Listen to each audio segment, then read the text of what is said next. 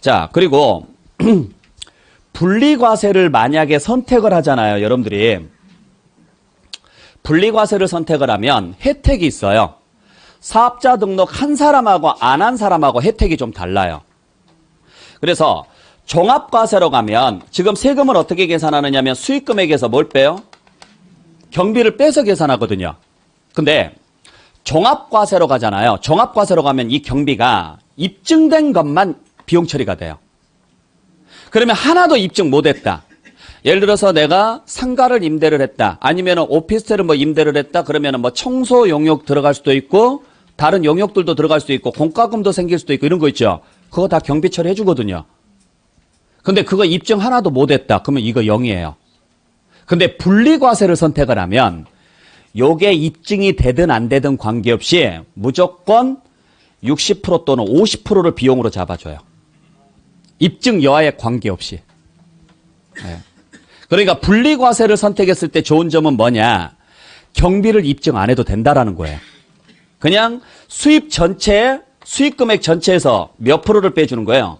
60%를 빼주고 임대사업자 등록을 안 하면 50%만 빼줘요. 이런 혜택이 있어요. 아시겠죠? 그래서 임대사업자 등록한 사람은 60%, 임대사업자 등록 안 한 사람은 50%. 네. 거기에 다른 소득이 없으면 그냥 400만 원 한 번 더 빼줘요. 임대사업자 등록 안 한 사람은 200만 원만 빼줘요. 200만 원만. 그렇게 해서 나온 금액 있죠. 나온 금액의 14%만 세금으로 내는 거예요. 14%만. 이걸 여러분들이 알 필요는 없잖아요. 알아야 돼요? 자, 그러면 여기에서 이제 문제가 생기는 게 뭐냐면, 자, 한번 생각을 해볼게요. 지금 이 금액이 임대사업자 등록을 냈다라고 가정을 하고, 이 금액이 1,000만 원이면, 요 수익 금액이 1,000만 원이면 세금 없죠. 분리과세 선택했다고 가정했을 때. 왜냐면 1,000만 원에서 60% 빼면 400이고, 400에서 400 빼면 0이니까 세금 없잖아요. 그러면 얘가 1,000만 원이 나오려면 월세만 받는다면 한 달에 80 정도? 월세만 받는다면. 근데 전세로 냈다면 아까 13억 잡았을 때 1,200 나왔죠. 13억 잡았을 때 1,200 나왔잖아요. 그러면 10억 정도면 1,000만 원 안 된다는 소리죠. 10억 정도면. 무슨 말인지 아시겠죠? 그러니까 우리가 3억이 넘어가면 세금이 나온다라고 이야기를 하지만 물론 3주택 이상이었다라는 전제하에서 3주택 이상인 사람이 주택을 임대해서 받은 보증금의 합계액이 3억 원이 넘어가면 세금이 나오는 거지 그게 엄청나게 많이 나오는 게 아니에요. 그러니까 만약의 경우에 집을 3채 이상이 있습니다. 배우자 포함해서 집이 3채 이상인 분이 임대를 내겠다. 그러면 뭐 월세 받을 거면은 알아서 하시는 거고 그건 어쩔 수 없는 거고 만약에 전세로 낸다면 10억까지는 세금 없습니다라고 이야기해도 돼요. 전세보증금 10억까지는. 물론 나중에 가서 신고할 때 뭐 신고하라고요? 분리과세를 신고를 하라고요. 분리과세로. 안 나올 가능성이 많으니까. 나와봤자 한 200원, 300원? 10억이면 대충 계산해봐도 10억이면 10억에서 3억 빼면요. 7억이고 365분에 365 뭐 1년 한다 그러면 그대로 7억이고 여기에 2%면 1,400만 원이죠. 여기에 60%면 4,6에 24 840만 원이네요. 10억이면 840만 원이면 세금 없죠. 수입으로 잡힐 금액이 840이면 간주임대료가 수입으로 잡히는 금액이거든요. 그럼 세금 없다는 소리죠. 그러니까 그냥 대충 두리뭉실하게 전세보증금에 대해서 물론 이 사람이 3주택 이상이었다라는 전제하에서요. 3주택 안 되면 의미 없고 상관없고 그때는 월세만 고려하면 되고 그러면 만약에 이분이 전세보증금으로 전세나 또는 반전세 했을 때 받는 보증금이 10억이다면 수입으로 잡힐 금액은 얼마고 840이고 그러면은 월세로 예를 들어서 월세로 50만 원만 받았다. 그러면 1년 12달 계산하면 600만 원이네요. 그러면 이거 합치면 1,440만 원 나오겠네요. 그죠? 그러면은 여기에서 임대사업자 등록을 안 냈다고 가정을 했을 때 임대사업자 등록을 안 냈으면 50% 빼면 720만 원 될 것이고 거기서 또 200만 원 빼면 520만 원 나올 것이고 520만 원이면 1200만 원 이하니까 6% 계산하면 이 정도는 감당해도 되잖아요. 이것도 안 내려고 하면 좀 너무하잖아요. 안 그래요? 한 30만 원, 42만 원 나오겠네. 42만 원. 42만 원은 내도 돼요, 안 돼요? 안 낼 거예요? 알아서 하세요. 여기까지는 이제 더 이상은 저도 못 해드려요. 네. 그러니까 간주 임대료라는 의미를 여러분들이 정확히 좀 알고 계셔야 돼요. 간주 임대료라는 의미 자체를.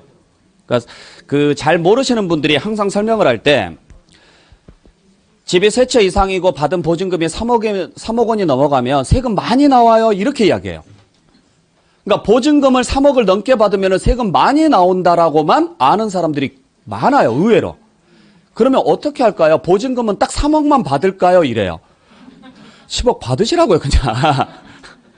부담 갖지 말고 받으시라고요. 무슨 말인지 아셨죠? 그래서 세금 측면에서 보면 전세가 월세보다 훨씬 더 혜택이에요. 보증금 쪽을 올리는 게 훨씬 더 혜택이라고요. 세금 측면에서 보면. 자, 그리고 우리가 임대사업자 등록을 내면은 좋은 점. 감면을 받죠? 네, 30%. 8년 이상 임대를 내면은 75%. 임대사업자 등록을 내면. 물론 요 조건, 특히 조건 중에 하나가 이게 제일 거지 같은 조건이죠. 5% 이상 못 올린다는 거. 그죠? 자, 그러니까 임대사업자 등록을 내면 우리가 이제 이런 조건들이 있는데 그러면 아까도 말씀드렸다시피 임대사업자 등록을 내는 게 좋을까 안 좋을까 지금 이런 논란의 여지가 있잖아요. 그건 여러분들이 알아서 판단하세요. 알아서 판단하는데 조금 이따가 한번 살펴보도록 할게요. 그래서 자, 우리가 분리과세를 선택을 했을 때 2천만 원 이하였을 때 분리과세를 선택했을 때 나올 수 있는 세금의 크기를 좀 간단하게 구분을 해봤습니다. 자, 똑같이 2천만 원이라고 가정을 했을 때 수익금액이 분리과세를 선택을 하면은 사업자 등록한 사람은 60% 비용 처리해주고 사업자 등록 안 한 사람은 50% 비용 처리해주고 사업자 등록한 사람은 400만 원 한 번 빼주고 사업자 등록 안 한 사람은 200만 원 빼주고 그리고 나온 금액에다가 세율을 곱해서 세액이 나왔는데 임대사업자 등록했을 때 일반적으로 30% 공제가 되지만 감면받을 수 있죠? 8년 이상 장기 임대하면 75% 감면된다고요. 그러면 최종 금액이 지금 보게 되면 112만 원하고 14만 원 차이, 14만 원하고 최대하고 최소하고 지금 놓고 봤을 때 그냥 내도 돼요, 안 돼요? 알아서 하세요. 더 이상은 모르겠어요. 네. 자, 그래서 이러한 부분들은 여러분들께서 이제 직접 판단을 하고 필요하다면 임대사업자 등록을 내는 게 좋을까요, 안 좋을까요? 이런 거 이제 고객들이 물어보잖아요. 그러면 여러분들이 판단해 주지 마세요. 왜냐면 그에 대한 책임을 여러분들이 지면 안 되니까. 이런 결과가 나옵니다. 그러니까 알아서 하세요. 단, 임대사업자 등록을 내면 세금은 적게 나옵니다.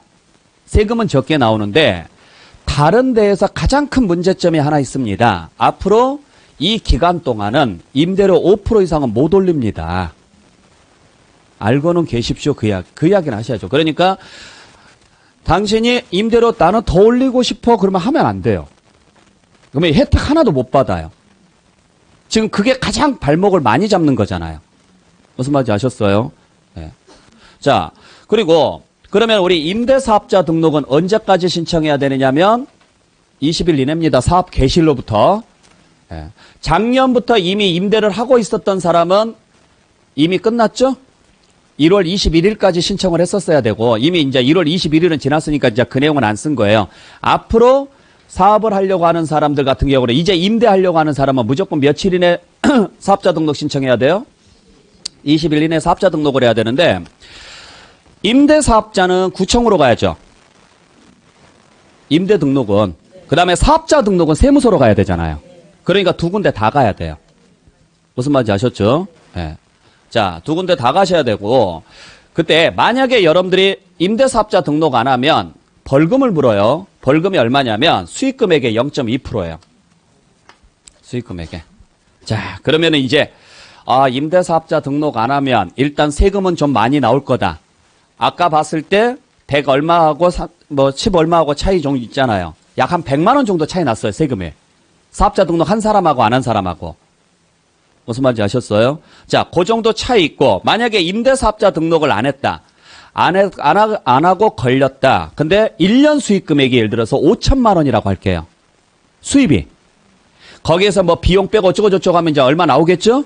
근데 그 수입이 5천이면 5천에 0.2%예요. 그 수익 금액의 세금의 0.2가 아니고. 그러면 5천만 원에 0.2%면 얼마예요? 계산이 안 돼요?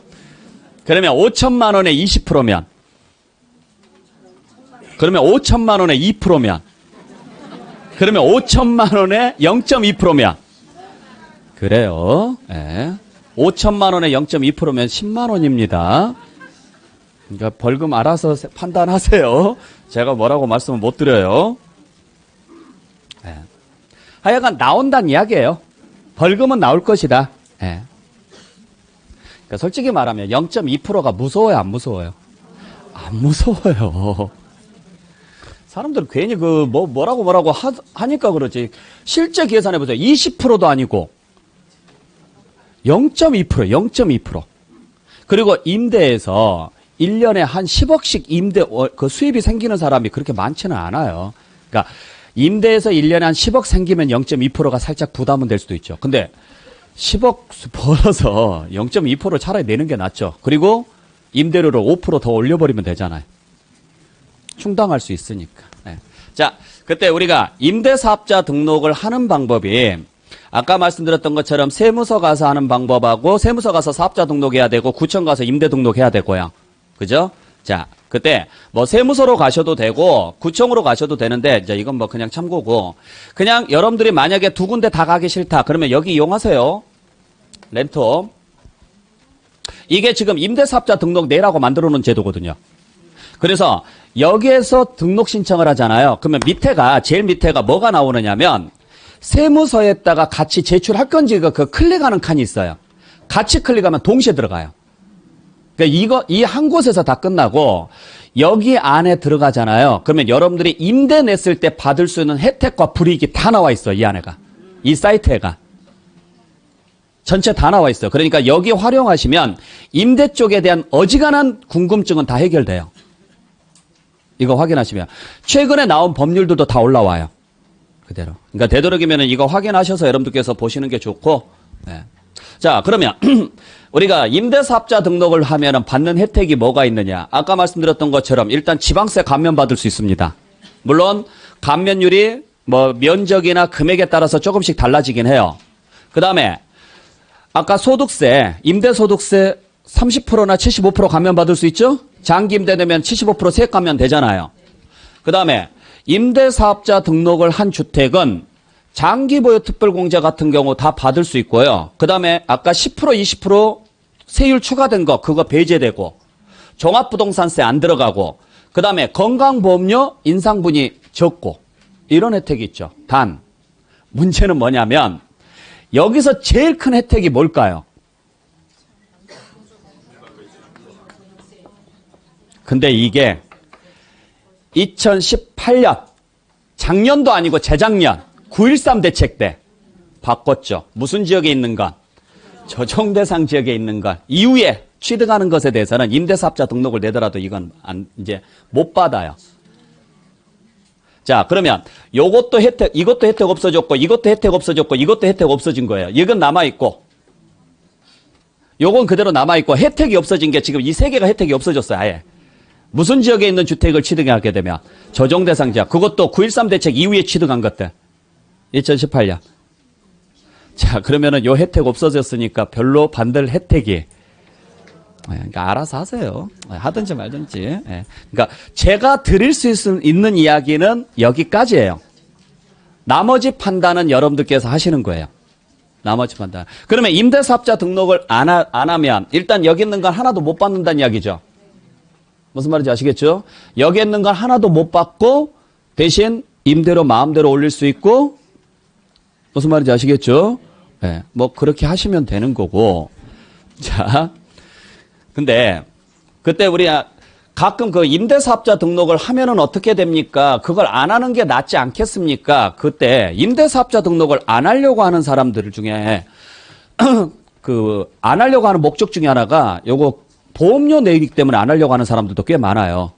그러니까 임대사업 등록을 하게 되면은 지역가입자로 빠지잖아요. 지역가입자로 빠지게 되면은 그때는 즉 다시 말해서 보험료를 내야 되죠. 근데 그게 8년 이상 장기 임대 등록을 하게 되면은 4년 임대하고 8년 임대하고 지금 나눠지는데 감면받아요. 4년 임대는 40%, 8년 임대는 80% 감면돼요. 이 금액만큼. 그러니까 생각보다 금액이 얼마 안 나와요. 지역가입자 같은 경우요. 그러니까 원래는 얼마 내야 되느냐면은 원래 같은 경우에 지금 이 정도 내야 되거든요. 무슨 말인지 아셨죠? 근데 이 정도 선에서 끝나니까 생각보다는 부담이 적다라는 거죠. 대신 8년 임대를 내면 8년간은요. 아무것도 못 해요. 그냥 가만히 있어야 돼요. 만약에 중간에 여러분들 8년 임대 장기 임대를 냈잖아요. 만약에 중간에 팔면 어떻게 돼요? 과태료 물죠. 네, 3천만 원 물어요. 그러니까 8년 동안은 꼼짝 말아요. 8년 장기 임대 내면. 그러니까 임대사업자 등록을 낼지 안 낼지는 알아서 하시라고요. 그러니까 8년 장기 임대를 냈다. 그러면 8년 동안은 일단 임대를 못 올립니다. 5% 이상은 못 올립니다. 다른 혜택을 다 받으려면 못 올리고 그 다음에요. 못 팝니다. 팔면 무조건 일단 3천만 원 내고 들어가야 돼요. 근데 그것만 내고 가느냐? 아닙니다. 혜택 본 거 다 토해내야 됩니다. 아셨죠? 혜택 본 거 다 토해내야 돼요. 근데 가끔 물어보시는 분이 그러면은 포괄승계를 하면은 어떻게 되느냐? 포괄승계하는 경우 있잖아요. 부가가세 안 내려고. 그때는 과태료는 없어요. 포괄승계하라고요. 과태료 없이 가려면. 그러면 승계하는 사람이 그걸 그대로 승계를 하니까 대신 그동안에 받은 혜택은 다 토해내야 돼요. 근데 지자체가 허가해 주는 경우가 있거든요. 예를 들어서 부도가 났거나 뭐 이러면서 내가 유지할 수 없는 상황이 발생해요. 그러면 지자체한테 신청을 해요. 나 이거 8년 나 못 가져가. 나 이런 사정이 있어서 못 가져간다. 그래서 지자체가 허가를 내줘요. 그러면 과태료 없고 지방세는 추징을 안 하는데 국세는 추징을 해요. 예. 요거 가끔 물어보시는 분들이 있어서 지금 같이 넣어놨어요. 예. 이따 끝나고요. 예. 끝나고. 자, 그래서 이 정도 내용으로서 여러분들이 정리를 좀 해주시면 될 것 같고, 자, 그 다음에 부가가치세에 대해서 좀 하나 간단하게 말씀드리고 오늘 마무리할게요. 여러분들 그 부가가치세를 가끔 오해하시는 분들이 있어서 그러는데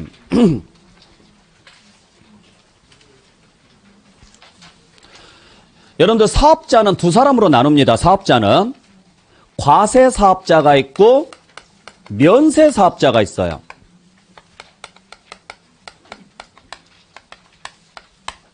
그래서 교육사업이라든지 이러한 것들은 다 무슨 사업이에요? 면세사업이에요. 그러면 내가 면세사업자가 아니라면 다시 두 종류로 나누죠. 일반 과세자와 간이과세자로 나눠요. 그런데 왜 간이과세자는 부가가치세 안 낸다고 이야기하냐고요. 그러니까 이게 참 신기한 거예요. 간이과세자 너희 세금 안 내잖아. 왜 나한테 부가가치세 받아? 여러분들 그런 이야기 들어요, 안 들어요? 가끔 들을 사람도 있을 거예요. 간이과세자하고 면세사업자하고는 분명히 다른 이야기예요. 그러니까 일반 과세자든 간이과세자든 세금을 내야 돼요. 그러면 간이과세자가, 자, 여러분들이 중개업을 하면서 간이과세자분들 많이 계시죠? 수수료 받을 때, 중개보수 받을 때 지금 중개수수료가 보수로 하는 중개보수로 이름이 바뀌었죠? 그 바뀐 이유는 알아요? 아, 바뀐 이유를 몰라요? 모르시구나. 그게 바뀐 이유가 뭐냐면 거래를 진행을 하다가 나중에 거래가 틀어져요. 그러면 줘요, 안 줘요? 돈을, 수수료를. 그거 주라고 해서 보수로 바뀐 거예요. 그러니까 거래가 완료가 돼야지만 받는 돈이 아니다. 중간에 두 사람 사이에 문제가 생겨서, 이제 만약에 법률상 문제가 생겨서 깨졌으면 모르는데 두 사람 사이에 문제가 생겨서 거래가 틀어졌어요. 중개업자는요. 고생 다 했잖아요. 했는데 두 사람 사이에 문제가 생겨가지고 예를 들어서 대출이 안 나와가지고 뭐 깨졌다거나 이런 상황이 발생하잖아요. 그래서 깨졌는데 중개업자는 잘못이 없잖아요. 받으라고요. 그래서 보수라는 이 글자로 바꾼 거예요. 완료가 돼야 받는 게 아니라 당신이 일한 가치를 인정을 받으라고요. 그래서 바뀐 거예요. 그게 논란이 하도 많아서 그래서 바뀐 거예요. 이제 받고 안 받고는 여러분들 알아서 하세요. 네, 알아서 하시는데, 자, 여러분들 간이가세자면 그 중개보수 받을 때 10% 받아야 돼요? 3% 받아야 돼요? 안 받아야 돼요? 왜 3%라고 알고 계세요? 그게 되게 신기한 게 뭐냐면, 여러분들 간이과세자든 일반과세자든 받을 때는 10% 받습니다. 원래 10% 받아요. 받을 때는. 자, 내가 예를 들어서 내가 일반 가게, 조그마한 가게를 운영을 해요. 가게를 운영을 하는데 내가 간이과세자예요. 간이과세자가 얼마인지는 아시죠? 연수입이 4,800만 원 미만이잖아요. 간이과세자가. 그러면 내가 조그마한 옛날 말로 하면 전빵 하나 해요. 가게를. 그럼 내가 간이과세자니까 그 물건값 있죠. 그 과자 안에가 부가가세가 3% 들어가 있어요? 그래요. 간이과세자 사업장도 그 물건에는 10% 부가가세가 들어가 있다고 다. 아시겠어요? 자, 예를 들어서 새우깡을 하나 판다라고 하죠. 자, 새우깡을 파는데 새우깡이 예를 들어서 얼마 정도 하나요? 많이 사 먹어봤나 봐요. 자, 그냥 1,200원 할게요. 이 1,200원은 원래 이걸 공급가액이라고 하거든요. 공급가액. 공급가액이 뭐냐면 원가 플러스 이익이에요. 여기에 부가가치세 10%가 포함된 금액이에요. 항상. 이걸 간이과세자도 1,200원에 팔고 일반 과세자도 1,200원에 파는 거예요. 그러면 간이과세자는 3% 받는다면 이게 10% 들어가면 이 금액이 나오면 안 되죠. 무슨 말인지 아시겠어요? 그러니까 쉽게 말하면 1,000원짜리라고 치죠. 1,000원짜리에 대해서 부가가세 10% 붙이면 1,100원이잖아요. 근데 부가가세 3% 붙이면은요. 1,300원이죠. 똑같은 새우깡을 일반 과세자는 1,100원에 팔고 간이과세자는 1,300원에 팔까요? 1,030원에 팔까요? 그럴 리가 없다고요. 둘 다 1,100원에 파는 거예요. 아니 근데 왜 중개업자는 자기 몸뚱아리를 파는 거예요. 노동력을. 그래서 돈을 받는 거예요. 내 몸이 새우깡이라고요. 아니 식당 하시는 분이 음식이 새우깡인 거예요. 쉽게 말하면. 근데 식당 하시는 분이 4,800만 원이 넘어 1년 수입이. 그 사람들은 좀 더 비싸게 팔고 4,800 안 된 사람은 좀 더 싸게 팔아요? 똑같은 금액에 팔아요. 10% 받고. 단지 간이과세자는 영세사업자잖아요. 그래서 받는 것은 간이과세자든 일반과세자든 똑같이 받아요. 똑같이 받는데 이 금액을 지금 우리는 뭐라고 하느냐면 이걸 공급가액이라고 하고 요 부가가치세가 포함된 금액을 뭐라고 이야기하느냐면 공급대가라 그래요. 이걸. 법률 용어로. 그러니까 이게 진짜 우리 수입인 거죠. 무슨 말인지 아셨죠? 그러니까 여러분들이 1,100원에 팔았어요. 예를 들어서 물건을 1,100원에 팔았으면 일반 과세자는 그 공급가액에 10%를 계산을 해요. 공급가액의 10%. 그러니까 지금 여기로 따지면 얼마예요? 1,000원에 10%라고. 1,000원에 10%. 신고할 때 이렇게 신고를 해야 돼요. 일반 과세자는. 그래서 100원 받았다. 이게 매출세액이에요. 여기에서 그동안에 매입세액 있죠. 매입세액을 빼요. 그러면 매입을 더 많이 했으면 마이너스가 나올 수도 있고 매출을 더 많이 했으면 플러스가 나올 수도 있죠. 마이너스가 나오면 환급을 받는 거고 플러스가 나오면 납부를 하면 돼요. 근데 간이과세자는 이렇게 구분하기가 쉬워요, 어려워요? 어려워요. 일반 과세자는 이걸 구분해야 돼요. 공부를 해서. 근데 간이과세자는 이게 구분하기가 어려우니까 그냥 공급 대가로 계산을 해요. 1,100원으로. 이게 진짜 우리 수입이잖아요. 그죠? 그 중에 1,000원은 내 진짜 수입이 맞고 100원은 부가가세 내야 돼요. 일반 과세자면. 그러니까 이 사람도 지금 얼마 받고 팔았어요? 1,100원 받고 팔았다고요. 지금 구조가. 근데 이 사람은 부가가치세 포함된 금액 있죠. 그 금액에다가 업종별 부가가치율을 계산을 해요. 곱해줘요. 이게 중개업자가 30%예요. 거기에 10%를 곱하는 거예요. 그러니까 사람들이 이걸 계산을 해서 3%라고 오해를 하는 건데 아시겠나요? 여러분들이 받은 전체 금액의 3%를 세금으로 내는 거예요, 이게. 그리고 간이가세자는 환급이 없어요. 매입세가 원래 안 빼주니까. 그러면 이 사람은 지금 100원을 내야 되고 이 사람 같은 경우는 1100원에 3%면요. 33원이잖아요. 무슨 말인지 아시겠어요? 네. 그러니까 여러분들께서 얼마를 받든지 그건 알아서 하세요. 여러분들이 3%를 받든 10%를 받든 그건 알아서 하세요. 근데 원칙은 10% 받는 게 맞아요. 근데 그쪽에서 안 주고 뭐 나는 그러면 당신이랑 거래 안 할래? 나는 옆으로 갈래? 그러면은 이제 뭐 어쩔 수 없잖아요. 무슨 말인지 아시겠죠? 세무서에서는 뭐라고 판단을 하느냐면 여러분들이 신고를 할 때 일반 과세자는 받은 금액 있죠. 예를 들어서 자 50만 원을 받았다 중개보수로 일반 과세자는 이걸 원래 금액하고 10% 해당하는 금액으로 쪼개서 신고를 해야 돼요.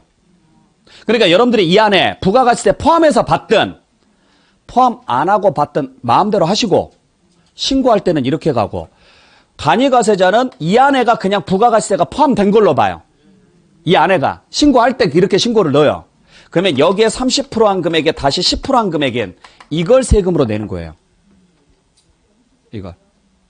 네? 영수증할 때 부가가치세 포함해서 영수증도 마찬가지. 부가가치세 이렇게 끊어달라는 곳이 있거든요. 아, 부가가세요? 현금 영수증 끌어주면 되죠. 그래도 안 해도 예? 그래도 돼요. 예. 그러니까 알고는 계시라고요. 그러니까 여러분들이 3%를 받든 10%를 받든 그건 여러분들 마음대로 하세요.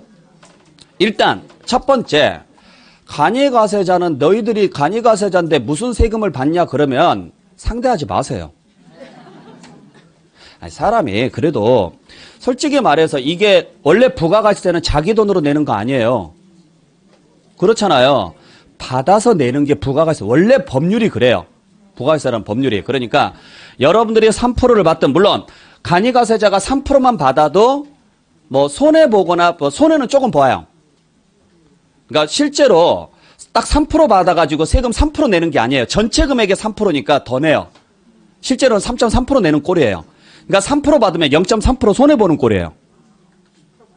무슨 말인지 아시겠어요? 10% 받으면 이득인 거고 간이가세자는 그 남는 돈으로 조금 더 열심히 살아서 수입이 적으니까 열심히 살아서 나중에 돈 많이 벌면 그때 가서 일반 과세자로 전환이 되면서 세금 많이 내주십시오. 이 구조로 가는 거예요. 간이가세자를 그 영세사업자라고 해서 살려주려고 지금 만들어 놓은 제도 이게.